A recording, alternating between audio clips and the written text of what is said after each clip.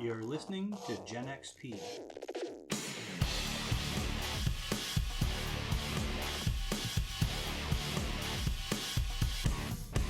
Let's play some games. Hi friends, thanks for listening to our stories. I wanted to take a moment to remind you that we do offer exclusive access to content, behind-the-scenes interviews, candid pictures, props, and homebrew rules in addition to official art and our Discord channel where we interact with our followers. If this sounds like your sort of fun, please consider subscribing. You can find us at patreon.com/GenXP. We truly appreciate your support, and thank you once again for listening. Previously on the Shattered World of Voar, Avo and Theric spent some time aboard the Lonely Horizon, airship of Captain Fairfax, and agreed to stay on as crew for a time. Socializing and gambling with their fellow pirates, and the discovery of a secret door in the hold of the ship, filled their time. All the while, they sailed through the vast, open skies towards some place called the Song of Iron. We rejoin the duo along that journey on a dark night watch when curiosity gets the better of Theric. Welcome back to the Shattered World of Voar.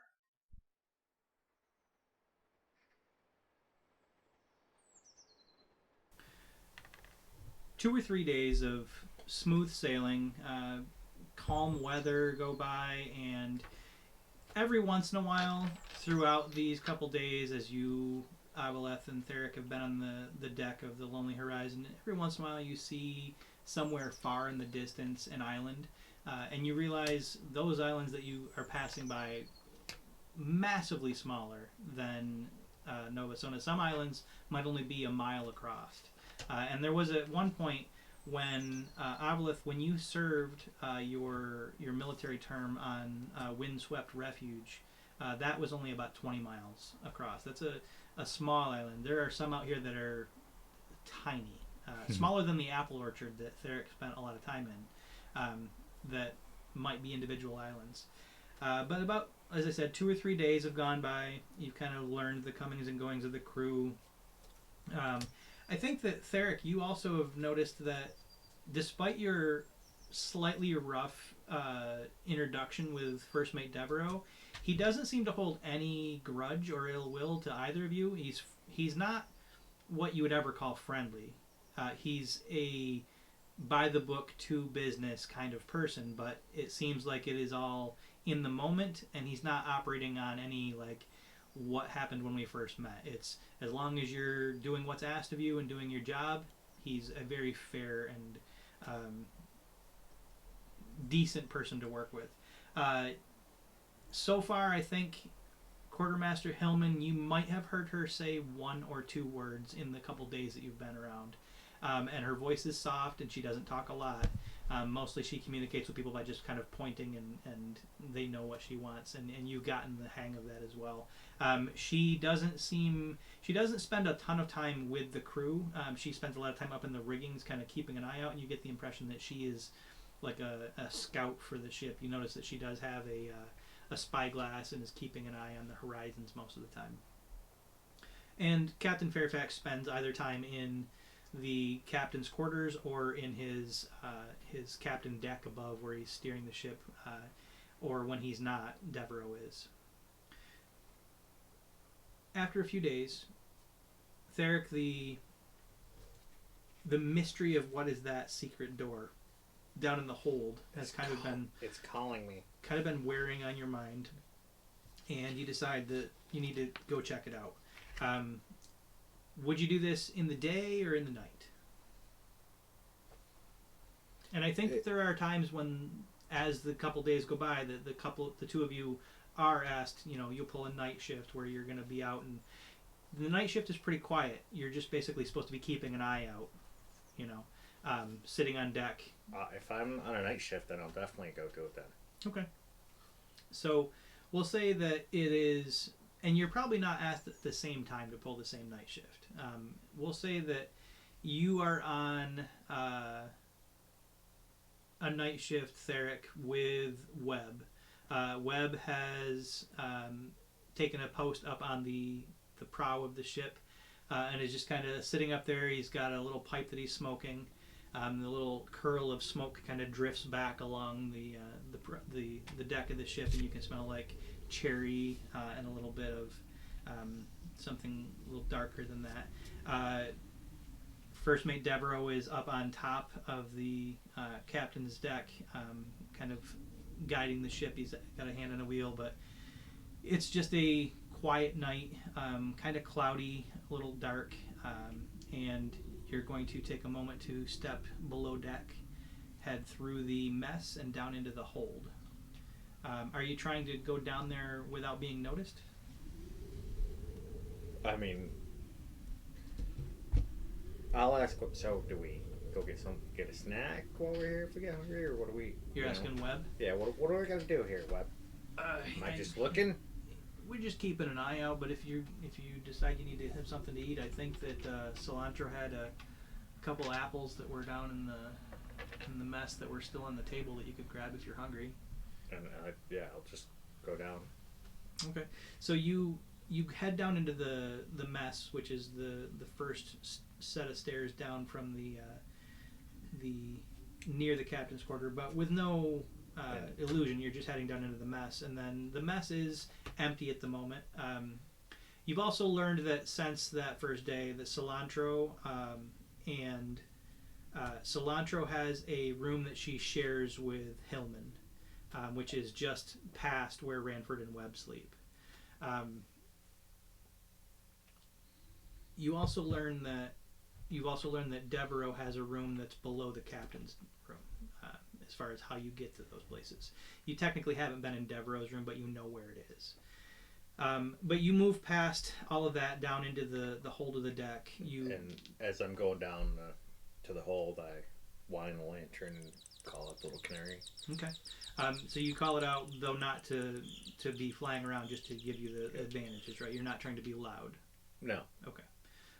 And you kind of hold the lantern aloft in the deck, or in the hold, and you can hear the creaking and groaning of the ship as it is buffeted by the winds passing beyond it. And you move over to where you know that door is. And I want to look, Trying to figure out a see way if I in. can figure out a way to open it. Okay. All right, give me a perception check.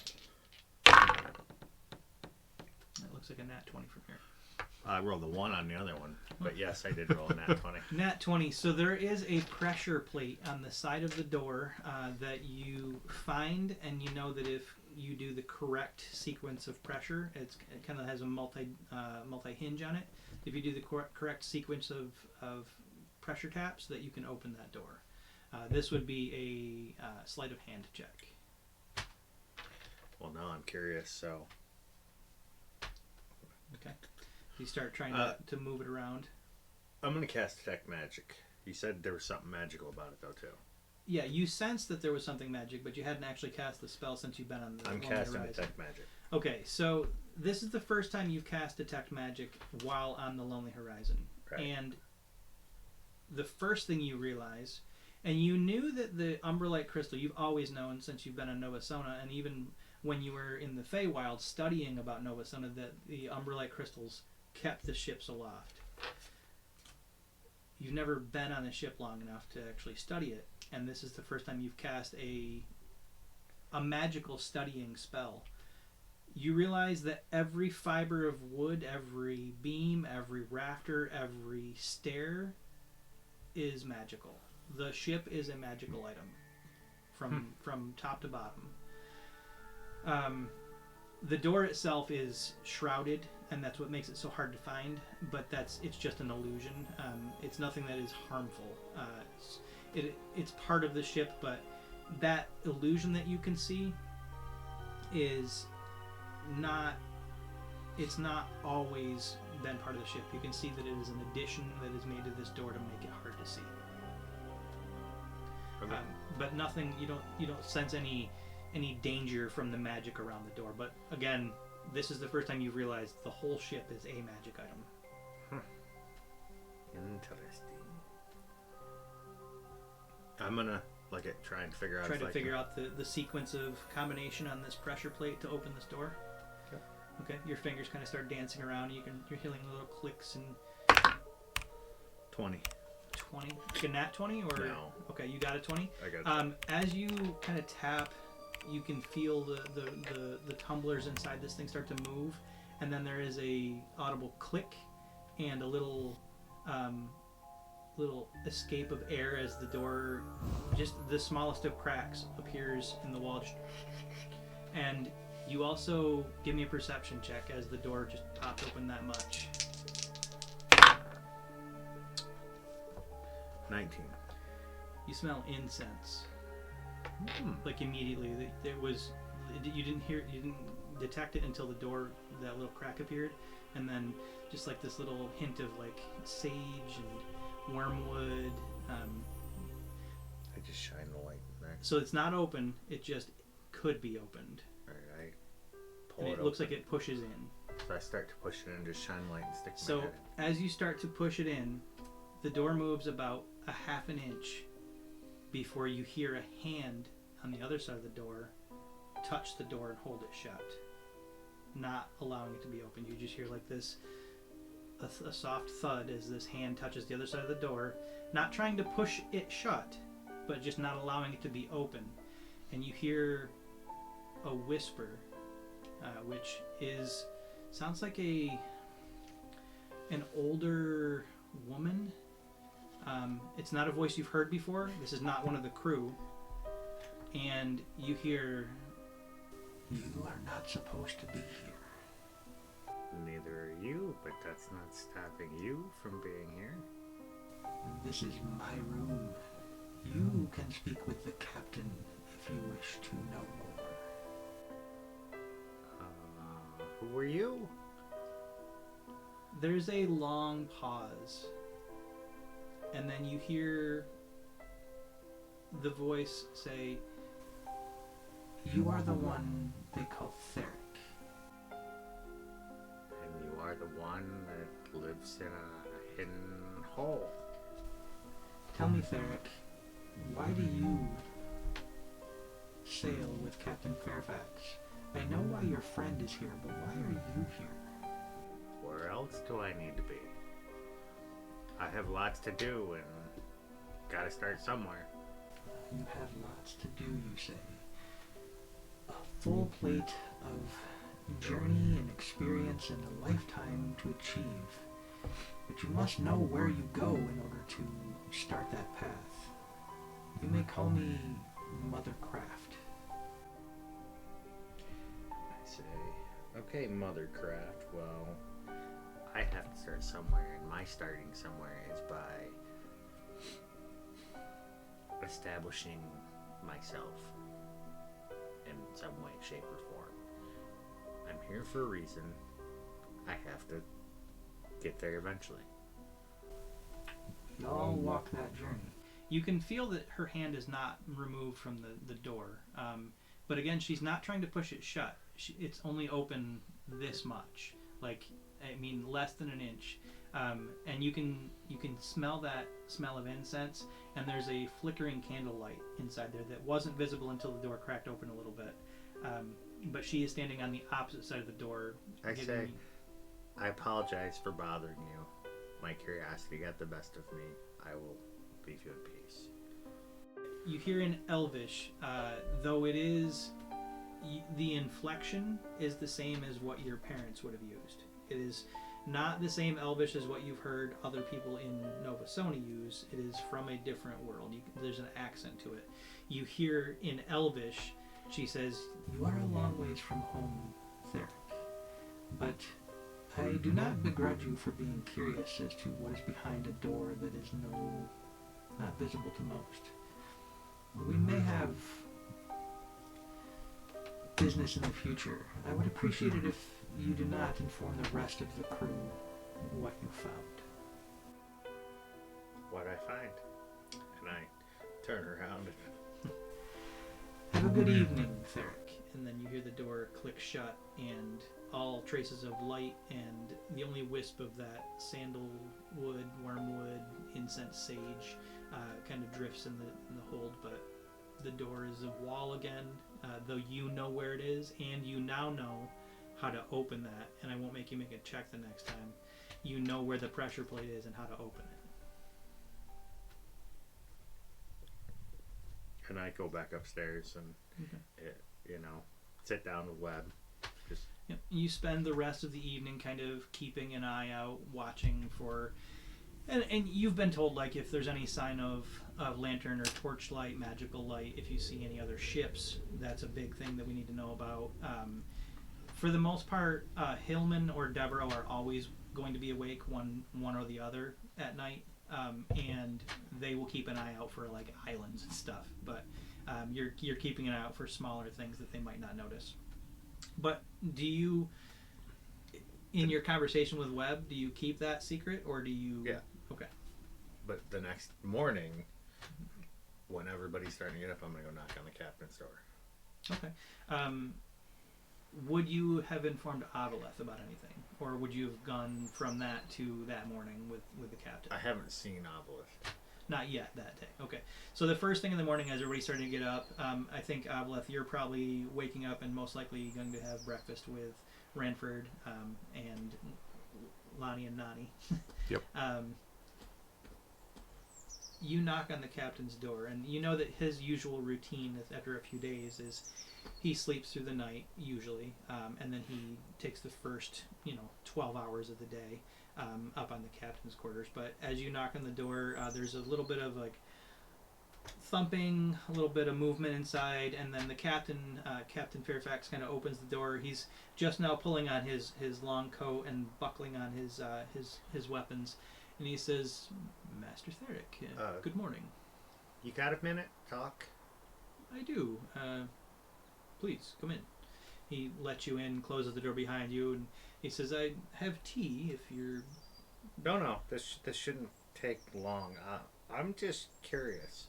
Why do you have a old lady hidden in the hold? He, make a perception check. I'm sorry, make an insight check. Yeah, no. 4. Okay. He seems unsurprised that you've found out about this, but he kind of like chuckles under his breath and starts pouring himself some tea. So one thing that when you were in this room on day one, you notice that there's like tapestries and rugs and all sorts of fabrics hanging on the wall. After he pours the tea, he kind of chuckles to himself. I say, and you don't have to tell me. I'm just letting you know that I won't tell anybody but Avo, and just seeing what you'll tell me. He kind of looks over to you when you make this declaration that you will keep this a secret, and he says, in fact, he's going to make an insight check. So here's what I want you to do. Don't tell me whether you're telling the truth or not, okay? You can roll either deception or persuasion, and don't tell me which one you're rolling, just tell me what you get, okay? He gets, on his insight check, gets a 22. I got an 8. Okay. Are you telling the truth? Yes. Okay. So you're not planning on telling I have anybody... no plans on telling the crew at this point. Okay. He looks over to you, kind of gauges you for a moment, and takes a sip of his tea. You notice that he puts... he's a full 3 sugar cubes guy in a single cup of tea. He puts 3 sugar cubes in, stirs it up, takes a sip of it. He says, "I might ask, did she speak with you?" A little bit. That's more than she's done for others. I said, that's quite the lock you have on the door. It is. She values her privacy. Let me show you something. He goes to the back of the room, which would be the back of the ship, and there is a large tapestry on that wall. He pulls a cord, and the middle of the tapestry parts and comes apart almost like curtains, and you haven't seen the outside of the ship enough to know every part of it. You've been underneath it, you've seen it in kind of flying action. You didn't realize there is a full balcony off the back of the captain's quarters that opens out into air with a railing. He steps out there and he says, "Come and join me for the view." I just kind of chuckle. You got a rope? He looks around. He's like leaning on the balcony and he says, "A rope?" I want to surf. He says, "Well, that could be interesting for someone of your talents." But he leans there and he says, "I've had a number of different crew on the ship through the years, and you and Master Avaleth are a bit more experienced than most. Most are just simple sailors that are trying to make their way. Now, Devereaux and Hillman, they've got some years of experience. They're veterans at this, but between you and Avaleth, you've got a little bit more promise to you than what my normal recruits would show. I say, not to interrupt, but should we maybe get Avaleth? I'm going to tell him everything anyway. If he has any questions, you might want to ask him. Sure. He says, why don't you return with Avaleth? I'm going to finish my tea and then enjoy the view for a little bit, but we might as well have this conversation before we arrive in the Song of Iron. Okay, and I'll be back in a minute. Okay. I need sleep anyway. Avaleth, you're up on the deck. You've been given like your normal breakfast is like a meat pie that was warmed up on the oven overnight, kind of left there to kind of cook. But you've got like a meat pie, and you're kind of eating on the deck of the ship. After that first day of seeing the Thunderhead whale, there's been a few times that you've seen like murmurations of starlings, just thousands of starlings that kind of swirl around in the air. And you haven't seen it happen, but you can now picture like this giant 150-foot sky whale chasing thousands of starlings and trying to feed on them. But you're standing up on the deck of the Lonely Horizon, kind of watching a murmuration off in the distance. When Theric comes to you, you see him step out of the captain's quarters and immediately come to you. And Theric, I think that we made this clear, but we didn't say the words. You are keeping your wings hidden while on the ship. Okay, so you're walking everywhere that you go. For now, okay. Yes. Okay. One of my first thoughts was to go to the front of the ship as we're flying and opening my wings, but that's why I asked for everybody knew me, just to see, just to surf. Right. But Theric, you approach Avaleth. Avo, the captain wants to see us. All right. And as we're walking, I'm like, and not talking to him. So last night I got the door. And there's a woman in there, old lady. Yeah. So anyway, I told the captain I was going to tell you. He was going to give me some big speech about you're not in trouble. How, well, if I was, what's he gonna throw me off? I mean, she said talk to the captain. I figured she's gonna tell him anyway. I might as well get in front of that bullet or arrow. Actually, in the few days that you've been on the ship, you've learned about bullets, because remember that Devereaux has a blunderbuss. Well, but that's why I corrected that statement, because you have learned about those. So, yeah. All right. The two of you enter the captain's chambers. Avaleth, you see now that the back of the captain's chambers is opened up, which you didn't notice before, into a balcony that looks out onto the void. And Captain Fairfax is standing out there. It looks like he's out there, and it looks like he's tapping a pipe, kind of like getting his pipe ready. But the two of you step in, and he says, "Oh, come on out, fellas. No need to be timid. In fact, I have something for you, Avaleth. You've been on the ship for a few days, and we've been remiss in not giving it to you. Theric, this is not something that you would need, though most of the crew don't know that, so we might give you one anyways. But do you join him on the balcony?" Yeah. This is a wide open balcony, which you can sense that there's a smaller balcony below this. Like when you look down, you can see a smaller balcony that must extend off of Devereaux's room as well. It's not quite as big, but it looks like there's two balconies off the back of the ship. But this one is large enough that he could almost bring a table out and sit on the balcony out here. But as you join him, he pulls it's like a silver feather about 2 to 3 inches long out of his pocket. It's a pin. And he hands it over to you, Avaleth, and he says, "You'll want to hook this to your shirt or anywhere on your person. And I'll get one for you, Theric, just for appearances, but I don't think you'll really need it. Should something very bad happen and you were to go overboard, this would at least give us a chance to to save you. And you were given a feather token. Okay, I will fasten it to my. So you start, and he says it looks good as like a cloak pin, or however you want to wear it. It's up to you. The reason I wanted to talk to the two of you, last night, I'm told that Theric met a member of the crew that most of the people on the Lonely Horizon are not aware of. Mother Craft. She lives below decks in the hold, and I would prefer that her presence be kept under confidence. Mostly because there is some suspicion surrounding her practices. But she is a very valuable member. She does give me a lot of direction and advice on where I can find what I'm looking for. In fact, and he points to the lockbox, which still sits on his desk inside the room. He says, in fact, she's the one that told me where that was. She's also the one that told me about the stone in the well, though I didn't think it was going to come into play. I also didn't know I was going to meet you when she told me about the stone in the well, so I didn't understand why she was explaining this to me. But She never leaves? she likes to stay in her room down at the bottom of the ship. And she receives a share of what we take in.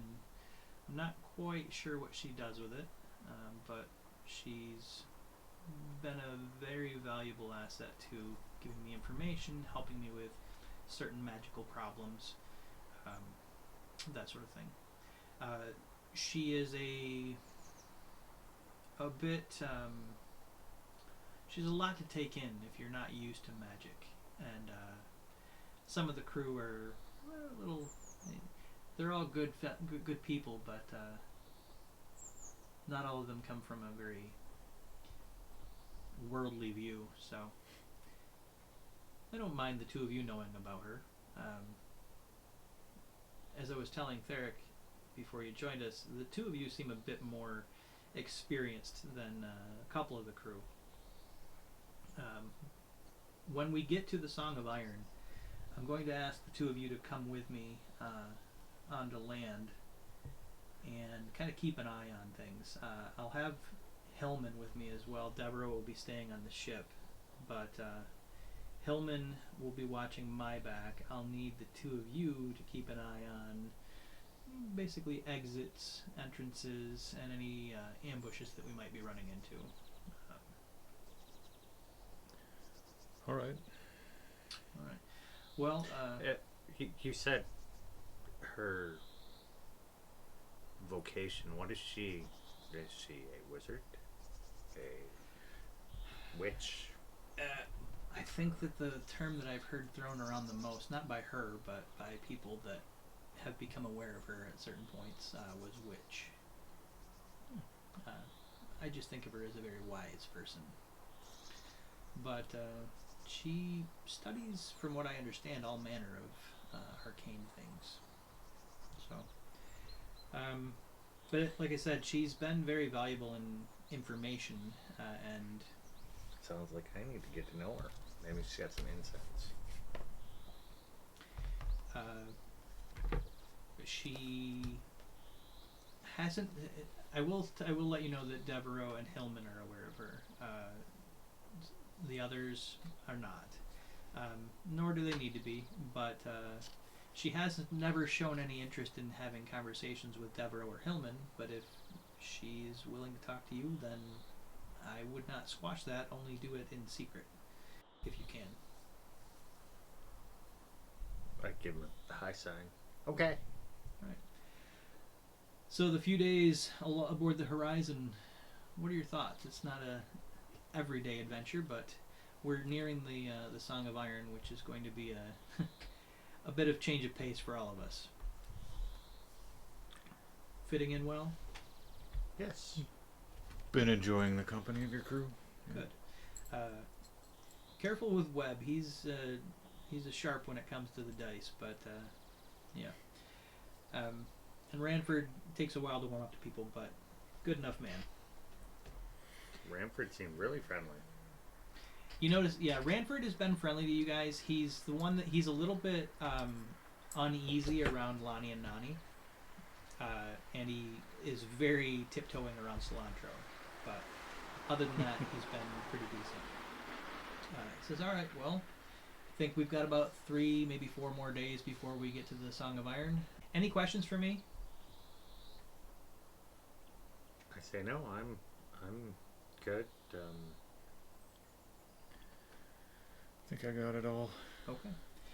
Then he steps out of his quarters with you. He kind of, motions for you guys to carry on with your business. He heads up to the captain's deck with his pipe and gets into a kind of a hushed conversation with Devereaux, who is up there at the wheel.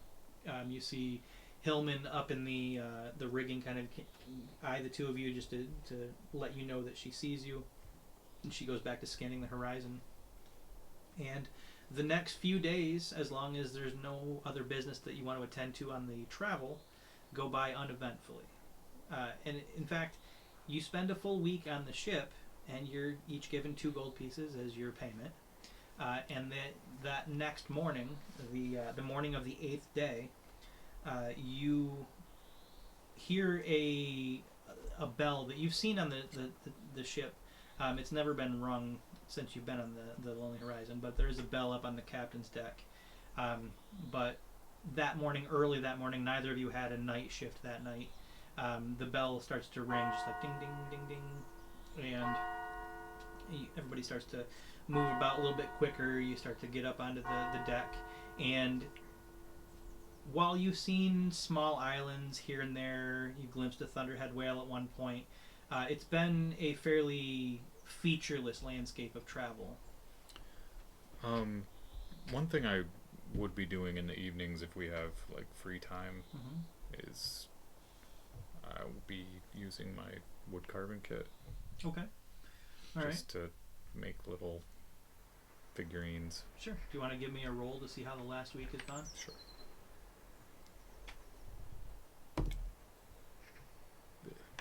Not so well. I'm thinking I would be going off dexterity plus my proficiencies. So get a 9. Okay. So you have limited resources Right. while on the ship to carve, but you've got a little bit of stuff to work with. It's not been going very well, and I think that most of your attempts have been probably thrown overboard. Out of curiosity, you said you've been carving little figurines. What has Avo been struggling to carve in the last week? Just, I think throughout the week you've been sitting talking to Webb or Ranford, Lonnie and Nani. You notice because you said specifically you've been spending time with the crew. Lonnie and Nani like spending time with people, but they don't talk. They just sit and stare at you. You had mentioned that I was eating meal with them nearby, and I can't get them to talk. They will. Like if you engage them, okay, they don't start conversations, and they very rarely carry a conversation. Because I was actually curious to see if I could maybe pick up a few words of their language. Okay. So you've been spending a little time trying to dig into that relationship.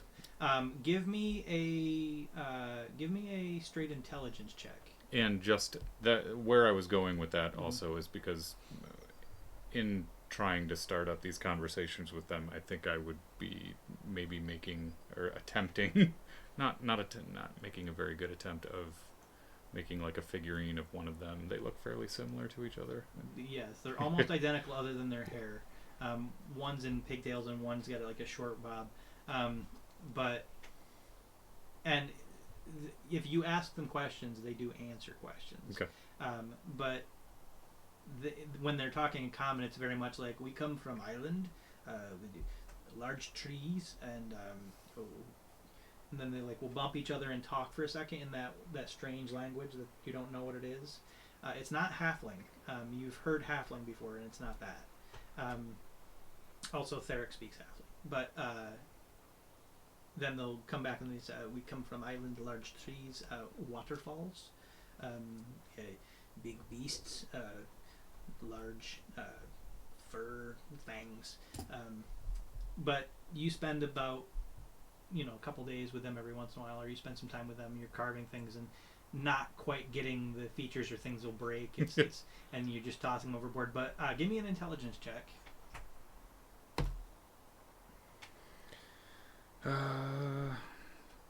10. A 10. What you really learn over the course of the week, of the few conversations that you manage to engage them in. So this is a language that I'm just calling tribal language, and you learn 2 words on a 10. You learn the word for danger, and you learn the word for eat.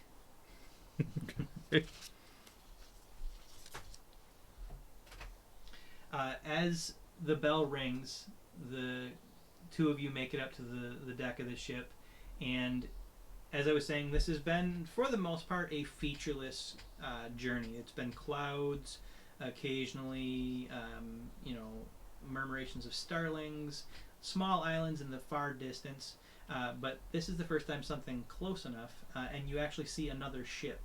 And then you see a second ship. Then you see a third ship.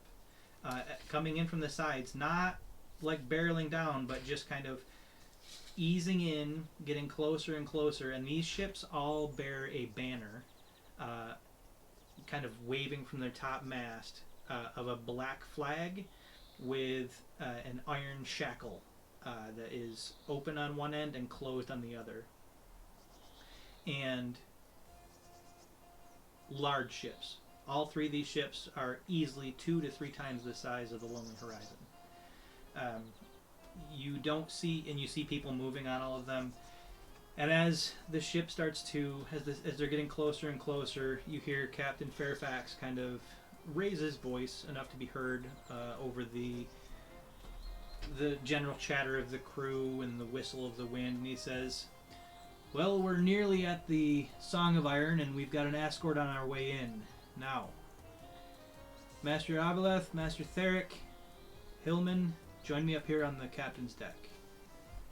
The rest of you, buckle your weapons on, be strong, don't back down, don't give an inch, and we'll make it out of this just fine." Hillman swings down out of the rafters, or out of the rigging, kind of looks to the 2 of you, and then heads up the stairs to the captain's deck. Did I get the idea that this is going to be a short trip?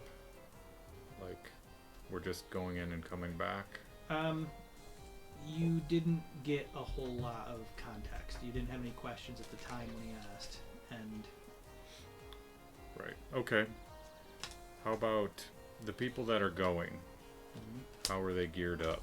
So you know that the captain and Hillman are going. Mm-hmm. And he told you that the 2 of you are going. Right. Hillman's got her crossbow, which she doesn't always carry her crossbow around in the rigging. She's got her crossbow. She looks the same as she did the day that you met her in the woods. Okay. She's got all of her gear on. The captain has his sword belt buckled on.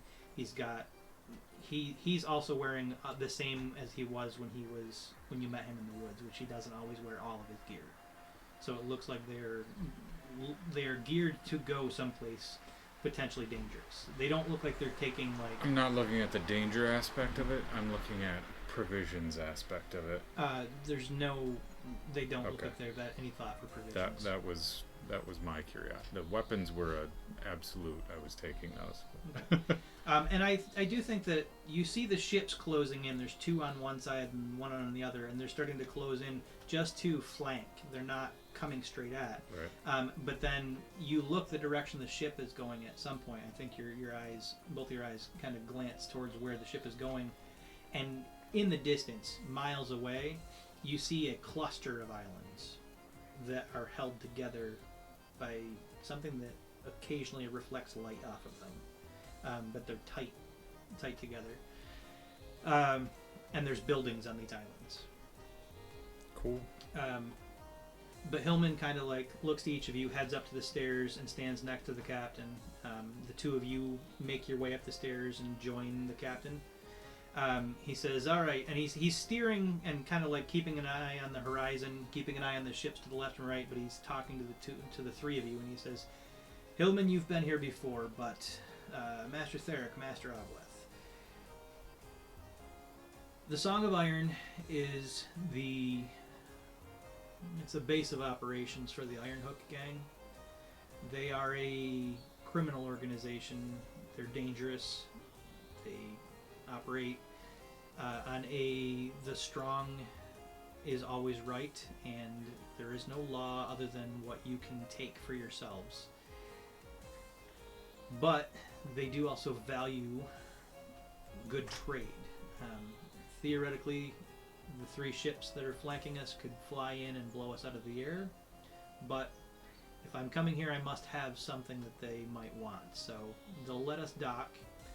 The 4 of us are going to disembark. The rest of the crew are going to stay on the ship and keep it safe. We're going to make our way to a tavern.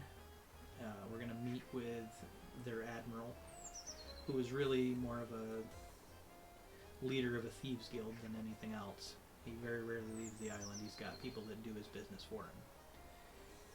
And then I'm going to make a deal for this stone that you recovered. And you see he's got that bag that you haven't seen since the first day that you dropped the stone into, Theric. He's got that tied to his side. So I'm going to make a deal for this stone. And I don't know how things are going to go when they take it out of the bag. But if things go sideways, understand that there's no one on that island that will do anything but try to put a knife in your back.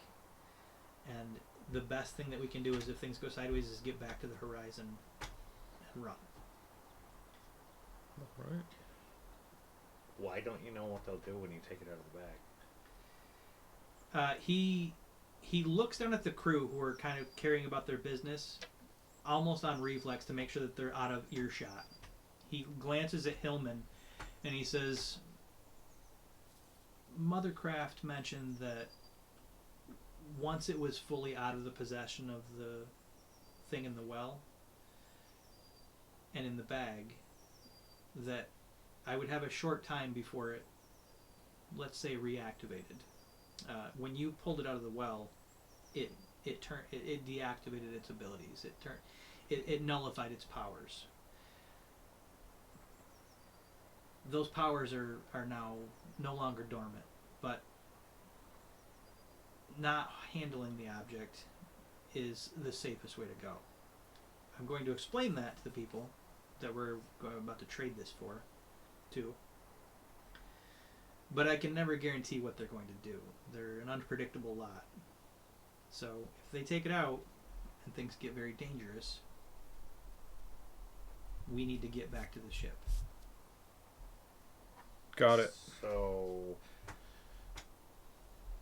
can I buy some stuff before we do that then? Well, we're going to be heading straight to the tavern, but there are shops along the way. I can't linger too long. I just need to pick up some incense and stuff. If you were quick about it, I imagine that you could probably find what you need along the way. But as I said, I can't linger here in the Song of Iron, or we will lose the ship. Okay. Let's go. We'll be there for at most an hour. Okay. Admiral Rufus. Traveling light. Yeah. Admiral Rufus is Admiral Stout. I'm sorry. Admiral Stout is Mirkur. He's a bit chaotic. He's unpredictable. So just keep your eyes wide. One thing about the Ironhook gang, while we're there, don't show anything other than a grim look. If anybody threatens you, threaten them back. If anybody pulls a weapon, pull yours. Don't back down. Any sign of weakness is just a sign to take what you've got. I only have a bow. Do you know how to use a blade? Avo has my dagger. Oh, he says. You have a knife. Do you want your dagger back? He says they have. He says we've got a small enough armory. We can get you a weapon if you need something in your hand. I mean, if you want me to have a short sword, I can have one, but I'm good with a bow. He Just, look you said draw bad. Well, it'd Right. look kind of funny if somebody. he looks over to Hillman, who pulls what for her is a large dagger, a long dagger out of her boot, and hands it to you. And in your hands, it will be a short sword. But she pulls that out of her boot, hands it to you, and you can easily loop that through your belt. But yeah, you have a short sword again. And she kind of nods to you. Thank you. You see that she's got a crossbow, heavy crossbow. She's got a quiver of arrows on her side, and then you can see strapped across her back is a greatsword. And while she is very nimble, climbing around in the rigging, that is the unusual part about her. She looks like she's built to use a greatsword. With that, after another 5-10 minutes goes by, the ships on the left and right have closed into about, let's say, 50 to 60 feet off the port and starboard sides of the ship. You can see people kind of moving along on the ship, large crews of rough-looking people, humans, dwarves. There's a couple half-elves. There's a couple half-orcs. But they kind of move along. You see that they do have cannons that are rolled out and pointed towards the Lonely Horizon. You also see they've got grappling hook guns, harpoon guns. They've got chain nets that they can launch, but they're just maintaining a position and guiding you towards the Song of Iron. Now, as you draw close to these islands, this is a series of 5 islands. None of them any more than maybe 200 to 300 feet across. These are small islands held together by these massive, thick iron chains that are bolted into the bases of the island. Each of the islands is fully dominated by buildings. There is no trees, there are no bushes, there is no open ground. It is a just cacophony of buildings on top of buildings on top of buildings, built high because they cannot build wide. You see 2, 3, 4-story tall, just ramshackle like housing, warehouses, taverns. This is essentially in this world what we will call a pirate's cove, but because they only have limited real estate, they build what they can on what they can and bolt it to each other. The 3 airships that are with you, guiding you in, are the only other airships in the Song of Iron. You do see a hot air balloon on the far side of the 5 islands that's kind of tied down, and you do see 4. You weren't sure what they were at first as you got close, but there were 4 large shapes on top of one of the buildings, a flat-topped building. Which at first you were like, well, they could have easily built higher on that place. It's like a warehouse-looking place. But that top of that warehouse looks to be a landing platform for giant bats. There are 4 giant bats that are up there, harnessed with saddles and chained to the top of the warehouse. We've entered. Wow. That as you glide in, you see the bats, like a couple of them, like look up and kind of like rattle their chains. Their wings kind of flap, leathery, flapping noises as you hear that, and then you were guided into a dock on one side of the central island. So you've got like a central island and then 4 islands that kind of spread out from it, chained together. Each of those 4 islands are chained left and right. But this central island has just this massive, like, multi-story, very mismatched, built, what is clearly docks that lead into like a marketplace and a tavern all in one.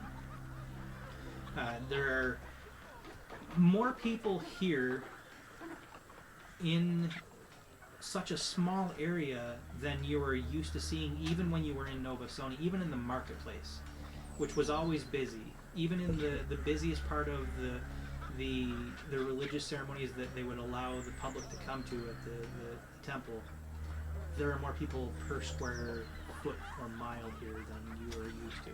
This is a crowded, dirty place, full of people. And the Lonely Horizon drifts in, turns slightly to one side. lowers itself, and then a gangplank is thrown out, loudly clatters on the dock, and then ropes are thrown, and it starts to secure itself to the island, the Song of Iron. The 3 guide ships, once the Lonely Horizon is docked, kind of raise up and fly out, and it looks like they probably patrol an outer rim of this area, and then will link up when they need to. But they start to head back out to a distance at separate directions. So you realize that should danger happen and you need to run, you'll probably only have to get by one of them first, if that is where this goes. But with that, the Lonely Horizon is docked. You start to hear the hustle and bustle of the Song of Iron. You're seeing very, not dirty, but hard-looking people. Scruffy beards, kind of bloodshot eyes. A lot of people that are, maybe there's even like homeless people that live, between buildings or are living on the docks, kind of scraping by, begging for food here and there. This is a level of just a dystopian level that neither of you are used to. Nova Sona was essentially a paradise. This is the opposite. Not enough room, too many people, not enough resources, and only certain people in power that have anything. But with that, Captain Fairfax looks to Hillman, looks to you, Theric, looks to you, Avaleth, and says, well, let's see what sort of trouble we can stay out of, or what sort of trouble we can get into. And he walks down the steps from the captain's deck and across the gangplank as it bounces along. Thank you for joining us in the Shattered World of Voar. Join us next time as the pair of rogues explore the dangers of the Song of Iron.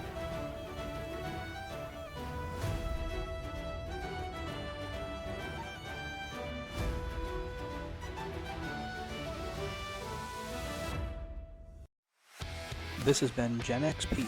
Thanks for listening. Catch you next week.